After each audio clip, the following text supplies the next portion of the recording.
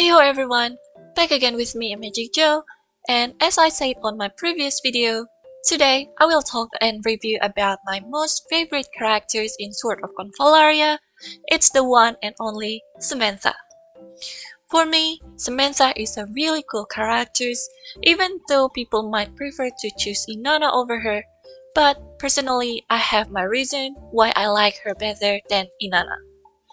The first reason is very personal because I love White Mage and her character design is the closest of all units in SOC to White Mage from Final Fantasy, and also she looks very elegant.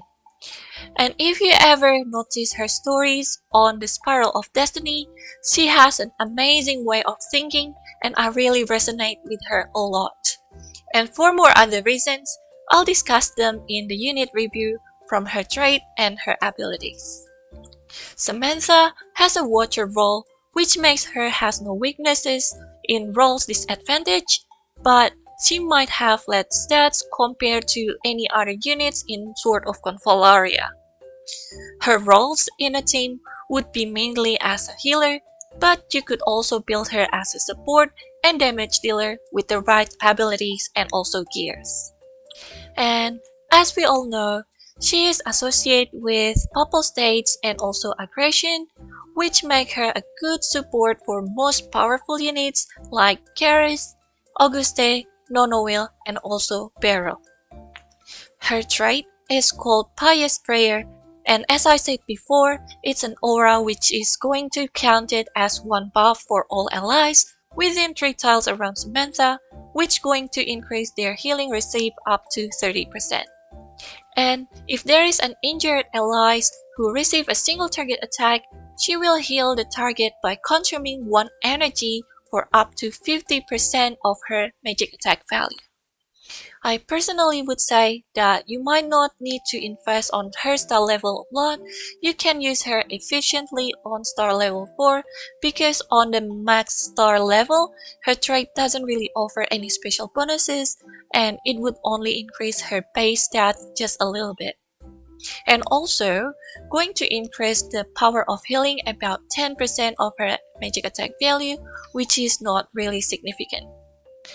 Most people might think her trait is useless, but for me, 30% increasement in healing is really big, especially because it counts as 1 buff for your unit, which going to synergize well with any passive ability that boosts stats if they have 3 or more buffs. Looking at her base stats, they are not really the best, even though she has quite high rank in magic defense and also magic attack value, but still, the value is not considered as high, it might be considered low. But that is not too important because her role in the team is as a healer, just need to survive and keep the other allies alive. And in terms of healing, with the boost of she has from her trait, she could heal a lot more than Inanna, even though she has lower scaling healing power in her abilities and her magic attack value. Okay, now I want to make this as a special video, so I will not explain all the abilities that Samantha has because you all probably know what she does. So, I'll try something different for this video to keep it short and also to the point. I will show some possible Samantha's build that I have on my account using all the equipment and Tarot Whisperer that I have. The first build that I want to show is Samantha as a full healer build, which is the very common build that people already know and use since the first day of the open beta. The most important of this build is to help your team sustain the battle using all the healing and support abilities that Samantha has, and for this build, you might need to focus on adding more of the bonus healing power and receive for Samantha and also the other allies, while not sacrificing the Samantha's survive ability in battle. Reorganized Cube is the most important weapon that you might want to use on this build, as it will increase the healing power and also going to help your team by dispelling any debuffs on them and change them into level 1 buffs whenever you do a support or healing abilities from Samantha, but Remember, the effect will not affect Samantha because it says other allies. So if you're ever wondering why your Samantha still have the debuffs even though she heals herself, it's because that's how the mechanic goes on these items. On the trinket, I would prefer to use Fancy Hat rather than Spring Pill because of the interruption immunity will help you a lot to sustain and keep supporting your team. Spring Pill is not a bad option either because it will help Samantha to sustain in battle by dispelling debuff and also restoring her own HP when needed. Samantha's trait and ability will also enhance the healing amount of the Spring Pill instant ability, which is going to make her harder to kill. And for the Tarot Whisperer, I would like to recommend to have the High Priestess on her rather than the Empress. The reason why is because on full healing build, you want her to do as much as healing possible by always triggering her trait when the enemy hit your allies using the single target attack. The Empress would be really helpful to convert the debuffs into buff for your team, but it will make the build half-baked, which is going to lead to failure. Engraving that you might need to use on this build would be Cup plus Cup, since it will boost both the healing received and also healing power by Samantha. And for the priority of the bonus stat that you might need to look for her bonus stats from the engraving and also Tarot Whisperer, it would be HP, aim attack, and also defense. Now, let's talk about the abilities for this build. For the basic attack, Invigorating Strike will be better options since it will provide her more energy to keep spamming her trait and enable her to use her support and healing skill every turn. And for the reaction ability, I think Devout Faith is the most important reaction ability that you should have on her, as survive ability of a healer would be a #1 priority, because it won't be funny if your healer dies before the other units even got hit by the enemies. And for the first ability that I'm going to pick on this build is Soul Soothing. Soul Soothing might be the most underrated skill on her kit, but this healing skill has a longer range and also has no cooldown, has no energy at all, which can be spammed in every turn. And another skill that I'm going to pick is Sacred Sanctuary. Sacred Sanctuary is her ultimate ability. By using this skill, she unlocks her true potential as a healer while giving all allies not only bonus healing received, but also damage reduction by 30%. At the end of the turn, she could also heal the lowest ally in her range. This skill will also improve the range of her trait from 3 to 5 tiles and cost no energy at all when triggering the Pious Prayer. The main purpose of this build is to sustain enemy single target attack, which working really well if you pair her with any tank units that can do assist cover for your team, and it works well on PvP or PvE stages as well. And the second build that I would suggest is a Support Samantha, which is the most build that I used so far while I'm playing this game. This build utilizes more of her healing power application from her trait and her Sacred Sanctuary ability, while also disturbing enemies by dispelling their buffs and also inflict block active attack to them. She might not be a dedicated healer on this build because you might want to have one other healer that could help her to sustain battle. Pairing her with another healer such as Inanna, Coco, or Homa would be very ideal using this build. For the weapon and trinket, I would suggest the same as the healer build, since Reorganized Cube and also Fancy Hat are the best combo items for support, especially healer. On this build, I would prefer to have Empress Terror rather than the High Priestess. It's because the main purpose of this build is to negate all the debuffs from the allies while also dispelling any benefiting buff from the enemies. Engraving that you need to have on this build Probably the same with the healer build, or alternatively, you could build Cup and 1 for CD reset on her ult on PvE stages, or bonus attack, HP, and defense on PvP matches. And for the bonus stats that you might want to aim from the engraving and also Turret Whisperer, it would be HP, defense, and also magic defense. And in terms of the ability sets for this build are almost the same with 4 healer Samantha, but I would rather to have Light of Celestial Purge and also Divine Wrath to gain offensive defensive capability for her role. Light of Celestial Purge is a wide AoE offensive defensive spell which deal a few damage to the enemies, which dispelling 3 of the enemy's buff and also dispelling debuffs to allies. With the combination of the Reorganized Cube plus the Emperor's Terror, you could dispel up to 6 debuffs on your allies.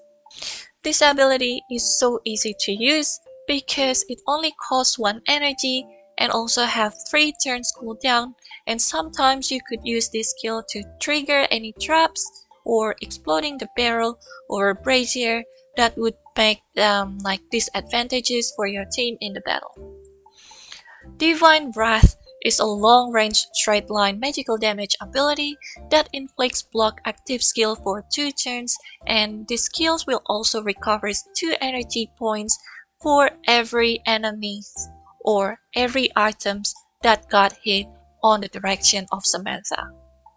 The good thing about this ability is it doesn't require any energy cost, but it has 4 turns cooldown, which I usually use it as a last resort to regenerate energy for Samantha after she used all the energy, whether for her abilities, traits, or her reaction ability.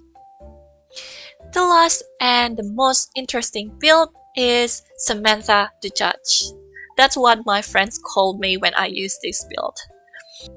I have played with this build couple times for PvP matches, and it requires a lot of synergies on the team, but still could work even though you might need extra effort and right equipment to make it happen. This build offers you so much fun, especially when you don't have any magic DPS unit from the Watcher role. You could always use Samantha as your alternative. I have never think about this build before until I saw my ex-boyfriend build her just like this, and it got me inspired, and also most importantly, it works. And for the weapon, I would highly recommend to have 5-star focus 1 on her, because the most damaging ability that she has would be a single target attack which only has 2 range. Equipping focus 1 on this build will enhance the damage and also the range as long as Samantha could stay healthy in the battle. And for another option for the weapon, it would be Starry Sky Heritage, as it not only offers the aim attack bonus, and it's also gonna give you more HP to make her survive the battle better.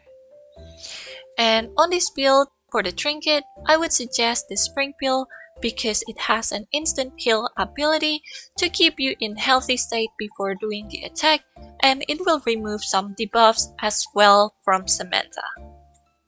When it comes to the Turret Whisperer, she might have 2 options on this build.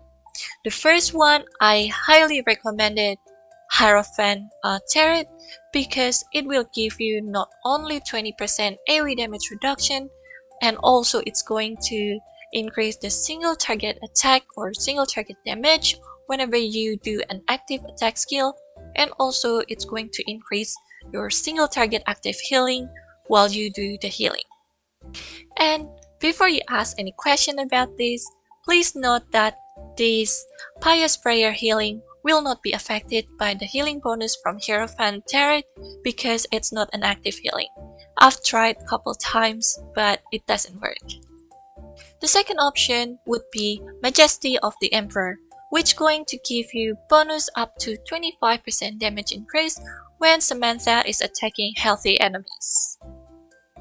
And for the engraving that you want to have on this build, it would be either Sword and Wand or Sword and Pentacle, because both of them will give you attack and defense bonus, depends on the situation. But if I need to choose, I would rather to have Sword and Wand because it would give you more attack, like attack stat bonus than the Sword plus Pentacle, because one is going to give you slightly more attack rather than Pentacles for the stat bonuses. And for the priority of the bonus stats from Engraving and also Tarot Whisper, it would be M attack, HP, and defense. And if we are talking about the ability set for this build, the two keys abilities to make this build happen is Light of Judgment and also Energy Restoration. You could choose if you want to switch the protected passive skill with the Divine Wrath for another damage and also energy restoration. Light of Judgment is a strong single target attack that offers sustainability by healing your ally with the lowest percentage HP across all the map after attacking the target. It costs 3 energy to use, but it has no cooldown. So if you combo this ability with energy restoration, you could use this ability every turn. The downside on pairing this ability is if the enemy is trying to trigger Samantha's trait, you will lose some energy and there will be a possibility that you might not be able to use the Light of Judgment on the next turn because you're out of the energy. That's why sometimes you might want to take Divine Wrath with you for damage and also energy restoration just as a backup. For another option, taking another support ability such as Sacred Sanctuary will be another valid option, and it will make this build more flexible as you could heal and support your team while still doing damage. And for the record, in my opinion, this is the hardest build to execute correctly because it might require you to pair her with the right allies to enhance and also support the capabilities in dealing damage while also give benefits on your team. And I think that's all information that I want to share about Samantha. I really hope that you could enjoy this special unit review and hopefully it would change your perspective on Samantha and make her as one of your favorite units as well in Sword of Convallaria. Other than that, thank you so much for watching guys. I hope that you stay tuned on my channel and follow my updates for Sword of Convallaria contents. See you again on the next video. Bye now.